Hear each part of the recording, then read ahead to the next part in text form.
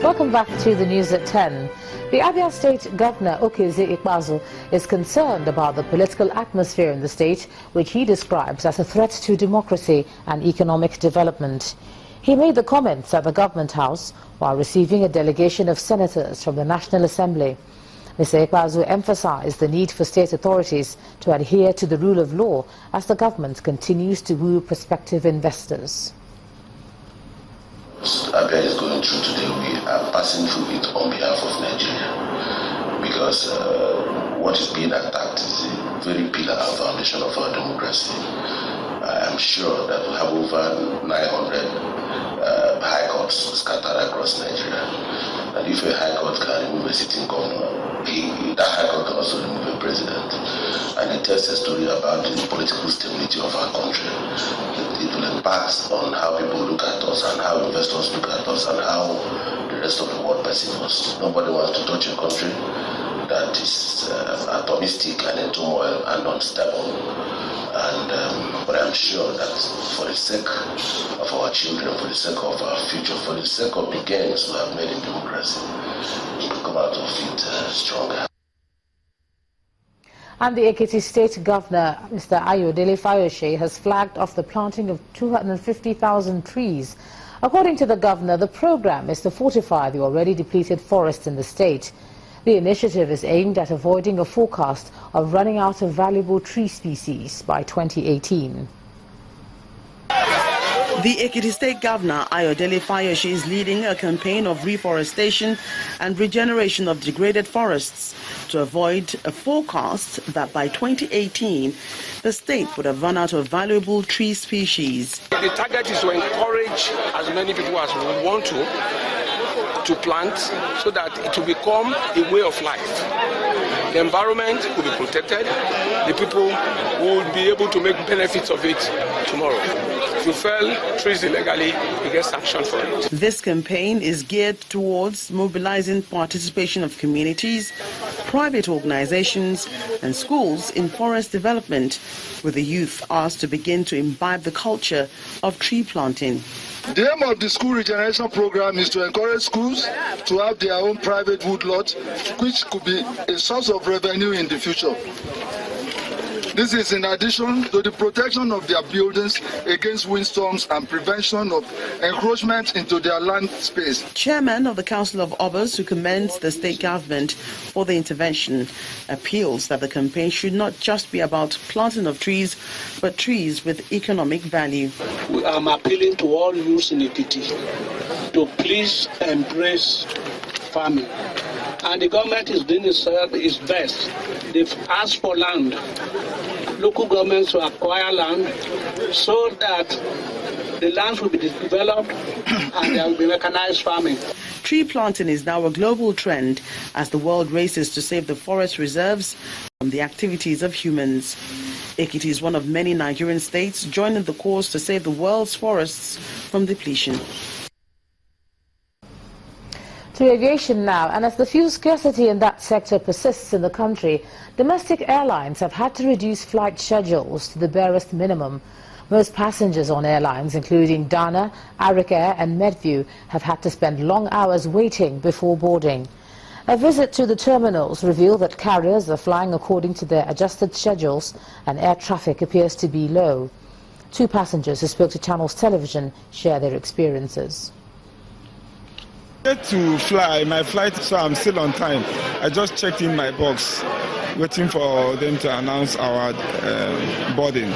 Except on Saturday, my family traveled from Enugu to Abuja. The flight was delayed. Instead of 9 a.m. in the morning, they were delayed up to 11. They even flew to Port Harcourt before going to Abuja. The reason for all those delays, they were not told. They keep apologizing for the delay, but nothing was explained as the reason for the delay. It should be 2:35. So I was there 5 minutes before 2. So, but all of a sudden we were asked to wait. Then after on, they told us we were not flying with that flight again. So, I mean, I wasn't comfortable with it because I had a lot of appointments rushing down to Owerri. But it has been resolved. The management has really resolved it. From aviation, let's take a look at some business. Here's Melinda Akinlami.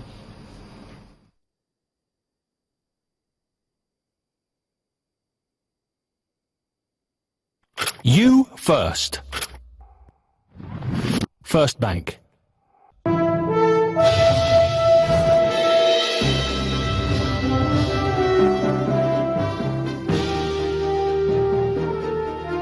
Welcome to Business News.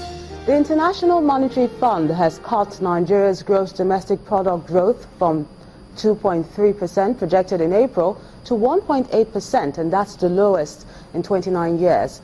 In its latest World Economic Outlook released today, it said that the country's economy would now grow at a slower pace than South Africa's, which is expected to grow at 0.1% this year. The IMF document blames Nigeria's negative growth expectation to adjustments for foreign exchange shortages, lower electricity generation, and weak investor confidence. Leading economies like India and the UK were forecast to grow to 7.4% and 1.3% each. These scenarios are driven fundamentally by the uncertainty Brexit introduces about the UK's ultimate trade relationship with the remainder of the EU and with the wider world.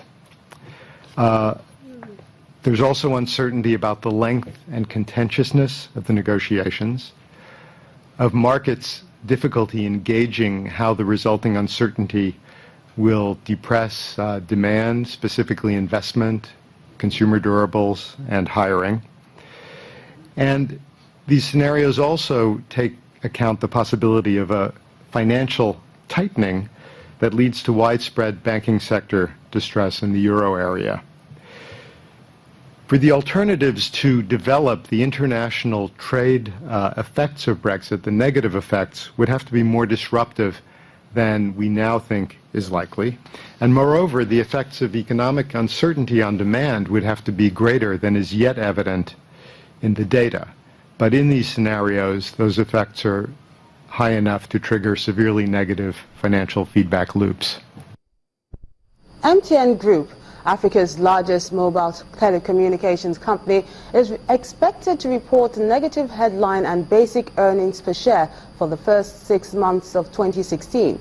A Reuters report says the figures were impacted mainly by the fine imposed on MTN, and this is expected to affect its operations not only in Nigeria but also in South Africa.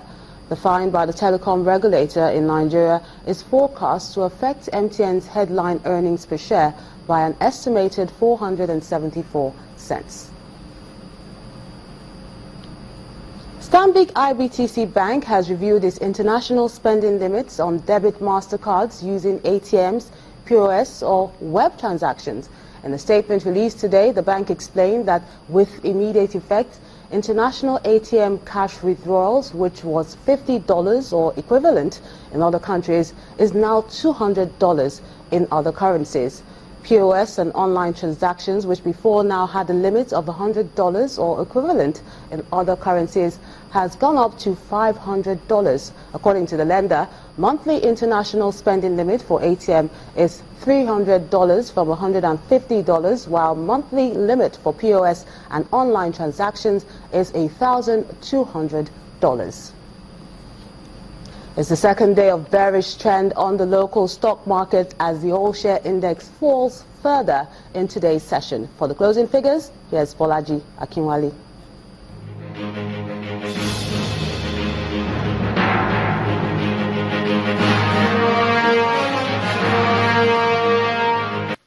Hello and welcome to the Stock Market Report. Further declines trailed the local bourse at the close of today's session as the market's main index fell by 0.85%. Similarly, the market's capitalization dropped to 9.78 trillion naira. The lackluster performance was triggered by sell-offs for mostly industrial giants, led in percentage terms by Owando, which lost 9.7% from its share price and was followed by 25 others, including EcoBank Transnational Incorporated and Tiger Brands. On the other hand, the Sky Bank topped a list of 7 price advances, up by 9.1%. IECO was next with a 4.1% price increase, while USCN rose by 2%.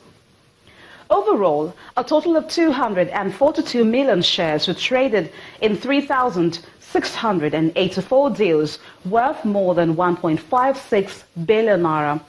And Sky Bank was the most active stock for a second session this week, with 57.7 million shares traded. It was followed by Linkage Assurance and FBN Holdings. And that is on the stock market reports. I am Bolaji Akinwale. Many thanks, Bolaji. Now let's take a look at the numbers for major world markets. It's a mixed shade on Tuesday as investors weigh IMF's latest prediction for the global economy.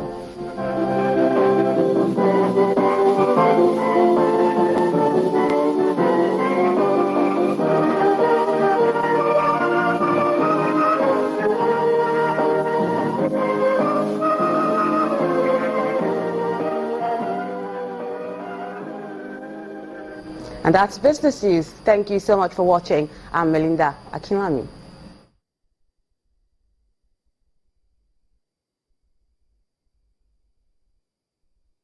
You first. First Bank. Researchers, activists and other groups working on issues related to HIV and AIDS have been commended for their research efforts at combating the global social challenge. At the official opening ceremony and award night, South Africa's Archbishop Emeritus Desmond Tutu encouraged everyone not to relent in their efforts at ending the grip of HIV and AIDS on the world. Our South Africa Bureau Chief Betty Dibia tells us more.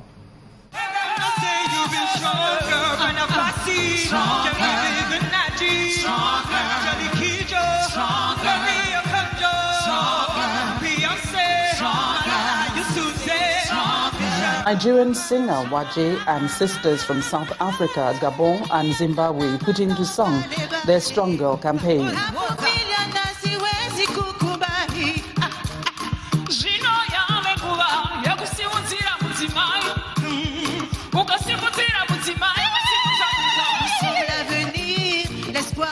In sub-Saharan Africa, global estimates say 850 young African women are infected with HIV daily. Some of those standing out in efforts to protect the rights of people living with HIV and other vulnerable high-risk groups were honored.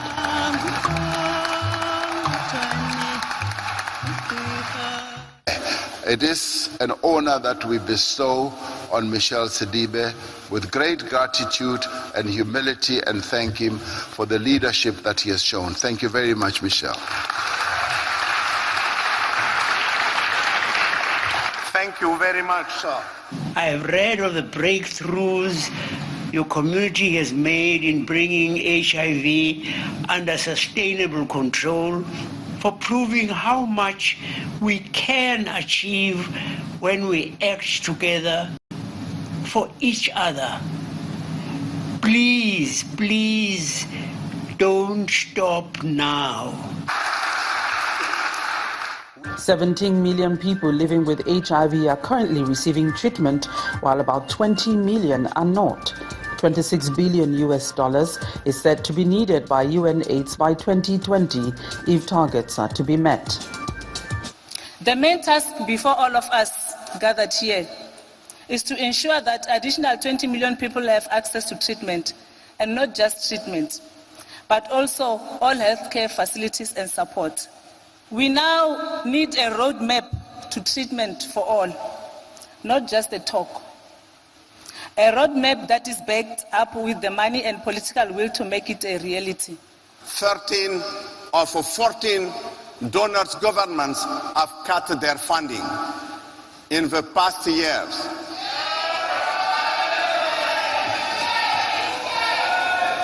And most African countries have not met their Abuja commitment. Let us be clear and honest.